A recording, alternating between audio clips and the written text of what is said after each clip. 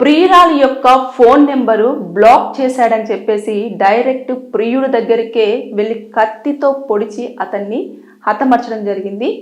ఇది ఛత్తీస్గఢ్లో జరిగింది. అసలు ఏం జరిగింది, ఎందుకని ఆవిడ ప్రియుడిని కత్తితో పొడవడం జరిగింది అనేది మనం ఒక్కసారి వివరాల్లోకి వెళ్ళి తెలుసుకున్నట్లయితే, వీరిద్దరు కూడా, ఈ అబ్బాయి పేరు వచ్చేసి ప్రసాద్ సూర్యవంశీ, 25 సంవత్సరాలు ఉంటాయి. ఈ అమ్మాయి కూడా అదే ఏరియాకు సంబంధించిన అమ్మాయి. ఆవిడకుని ఇతనికి సోషల్ మీడియా త్రూ, అంటే ఇన్స్టాగ్రామ్ అయినా ఫేస్బుక్ అయినా, ఈ యొక్క దాని ద్వారా పరిచయం అనేది ఏర్పడింది. ఏర్పడిన తర్వాత కొన్ని రోజుల పాటు వీళ్ళిద్దరు కూడా లవ్ చేసుకున్నారు.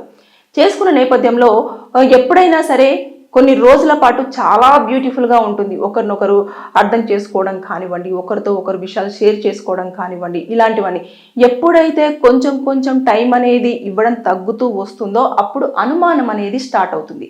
అనుమానం స్టార్ట్ అయిన తర్వాత ఈ అమ్మాయి కూడా అలాగే కొంచెం కొంచెం ఎక్కడున్నావు ఏంటి అని చెప్పేసి క్వశ్చన్ చేయడం వల్ల అతను ఏం చేశాడంటే, ఈ అమ్మాయి నాకు సెట్ అవ్వట్లేదు అని చెప్పేసి ఇక తినను వదిలించుకోవాలి అని చెప్పేసి అనుకున్నాడు. ఇమీడియట్గా తన దగ్గర నుంచి ఎలాంటి కాంటాక్ట్ ఉండకూడదు అన్న ఉద్దేశంతో తన నెంబర్ అంతా కూడా ఇతని కాంటాక్ట్ లిస్ట్లో బ్లాక్ చేయడం జరిగింది.